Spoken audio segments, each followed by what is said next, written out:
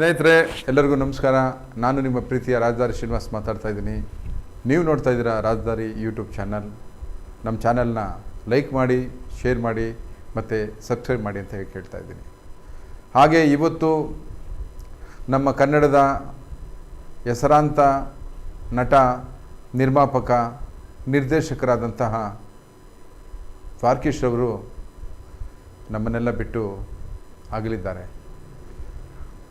81 ವರ್ಷ ವಯಸ್ಸಿನ ಹಿರಿಯ ನಟ. ಅನೇಕ ಚಿತ್ರಗಳನ್ನು ನಿರ್ಮಾಣ ಮಾಡಿ ಕನ್ನಡ ಚಿತ್ರರಂಗಕ್ಕೆ ಒಂದು ಹೊಸ ಮೆರುಗನ್ನು ತಂದಿದ್ದರು.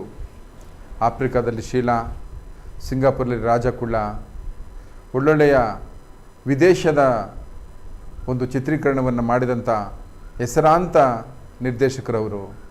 ಹಾಗೆಯೇ ಕಿಶೋರ್ ಕುಮಾರಿಂದ ಹಿಡಿದು ಬಪ್ಪಿ ಲಹಿರಿ ತನಕ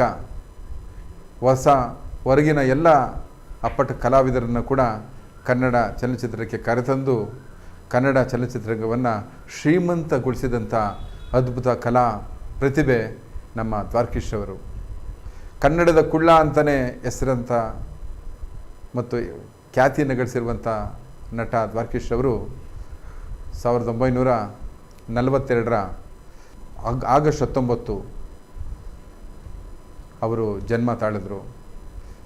1966ರಲ್ಲಿ ಅವರು ಡಾಕ್ಟರ್ ರಾಜ್ಕುಮಾರ್ ಅವರ ಮೇಯರ್ ಮುತ್ತಣ್ಣ ಸಿನಿಮಾವನ್ನು ನಿರ್ಮಾಪಕರಾಗಿ ನಿರ್ಮಾಣ ಮಾಡಿ ಹೆಸರನ್ನು ಗಳಿಸಿದ್ರು. ಬಹುತೇಕ ಅವತ್ತಿನ ಒಂದು ಚಲನಚಿತ್ರ ಕನ್ನಡದ ದಾಖಲೆಯಲ್ಲಿ ನೋಡಿದ್ರೆ ಹಾಸ್ಯ ಚಕ್ರವರ್ತಿ ನರಸಿಂಹರಾಜು ಮತ್ತು ನಮ್ಮ ಹೆಸರಾಂತ ನಟ ಬಾಲಣ್ಣನವರ ಜೊತೆಗೆ ದ್ವಾರಕೀಶ್ ಅವರು ಕೂಡ ಒಳ್ಳೆಯ ಅದ್ಭುತ ಕಲಾವಿದರು ಮತ್ತು ಹಾಸ್ಯ ಪ್ರತಿಭೆ ಅಂತ ಹೇಳಿದರೆ ತಪ್ಪಾಗಲಿಕ್ಕಿಲ್ಲ. ಅವರ ಒಂದು ಹಾಸ್ಯ ಹೇಗಿತ್ತು ಅಂತಂದರೆ ನೋಡುವವರ ಮನಸ್ಸಿಗೆ ಖುಷಿ, ಸದಾಕಾಲ ಒಂದಷ್ಟು ಸಂತೋಷ, ಆನಂದವನ್ನು ತರ್ತಾಯಿತ್ತು. ಅವರ ಒಂದು ಪೆದ್ದನ ಥರದ ಒಂದು ಸಿನಿಮಾ ಆ್ಯಕ್ಟಿಂಗ್ಗಳಾಗಲಿ, ಅವರು ಒಂದು ರೀತಿ ಬಾಂಡ್ ಥರ ನಡೆಸಿರುವಂಥದ್ದು ಆಗಲಿ, ಒಂದು ವೈಭವದ ಪ್ರಚಂಡ ಕುಳ್ಳ ಸಿನಿಮಾ ಆಗಲಿ ನೋಡಿದವರು ಯಾವತ್ತೂ ಅವ್ರನ್ನ ಮರೆಯೋಕ್ಕಾಗೋದಿಲ್ಲ. ಇಂಥ ನಮ್ಮ ಕಲಾವಿದರಾದಂಥ ದ್ವಾರಕೀಶ್ ಅವರು ಹೃದಯಾಘಾತದಿಂದ ನಿಧನರಾದರು ಅನ್ನೋ ಸುದ್ದಿ ಕೇಳಿಬಂತು.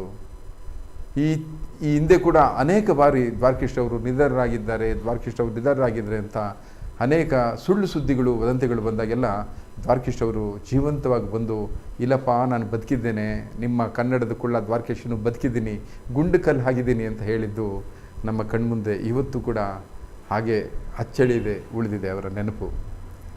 ಡಾಕ್ಟರ್ ರಾಜ್ಕುಮಾರ್ ಸೇರಿದಂತೆ ವಿಷ್ಣುವರ್ಧನ್, ಅಂಬರೀಷ್, ರಜನಿಕಾಂತ್ ಒಳ್ಳೊಳ್ಳೆ ಕಲಾವಿದರ ಜೊತೆ ಅನೇಕ ಚಿತ್ರಗಳನ್ನು ನಿರ್ಮಾಣ ಮಾಡಿದ್ದಾರೆ, ಜೊತೆಗೆ ನಿರ್ದೇಶನ ಮಾಡಿದ್ದಾರೆ. ಅನೇಕ ಚಿತ್ರಗಳಲ್ಲಿ ಅವರು ಒಂದು ನಿರ್ದೇಶನದ ಜೊತೆಗೆ ಅತಿ ಸೂಕ್ಷ್ಮವಾದಂಥ ಒಂದು ಪಾತ್ರವನ್ನು ಕೂಡ ಅವರು ಮಾಡಿದ್ದಾರೆ. ಕನ್ನಡ ಚಲನಚಿತ್ರದ ಒಂದು ಈ ನಿರಂತರವಾದಂಥ ಇತಿಹಾಸದಲ್ಲಿ ಅವ್ರದ್ದು ಯಾವತ್ತೂ ಕೂಡ ಅಚ್ಚಳಿದೆ ಉಳಿಯುವಂಥ, ಸದಾಕಾಲ ನೆನಪಿಡುವಂಥ ಒಂದು ಉತ್ತಮವಾದಂಥ ಪಾತ್ರ ದ್ವಾರಕೀಶ್ ಅವರು. ಅವರಿಗೆ ಅವರ ಆತ್ಮಕ್ಕೆ ಶಾಂತಿ ಸಿಗಲಿ. ಅವರನ್ನು ಅಗಲದಂಥ ದುಃಖವನ್ನು ಅವರ ಕುಟುಂಬಕ್ಕೆ ಒಂದು ಅವರ ಮನಸ್ಸನ್ನು ಸಮಾಧಾನಗೊಳಿಸುವಂತಹ ಸಾಂತ್ವನವನ್ನು ದೇವರು ಸಮಾಧಾನವನ್ನು ಕೊಡಲಿ. ಇವತ್ತು ಕನ್ನಡ ಚಲನಚಿತ್ರರಂಗ ಅನಾಥವಾಗಿದೆ ಅಂತ ಅನಿಸೋ ಭಾವನೆ ಬಂದಿದೆ. ಅವರ ವ್ಯಕ್ತಿತ್ವಕ್ಕೆ ಮತ್ತು ಅವರ ನಟನಾ ಜೀವನಕ್ಕೆ ಇಡೀ ಕನ್ನಡ ಚಲನಚಿತ್ರರಂಗ ಮಾತ್ರವಲ್ಲ, ಇಡೀ ಕರ್ನಾಟಕದ ಜನತೆಯೇ ತಲೆತೂಗುವಂಥದ್ದು. ಹಾಗಾಗಿ ಈ ನಮ್ಮ ರಾಜದಾರಿ ಕನ್ನಡ ವಾಹಿನಿಯು ಕೂಡ ಅವರಿಗೆ ಶ್ರದ್ಧಾಂಜಲಿಯನ್ನು ಸಲ್ಲಿಸುತ್ತೆ.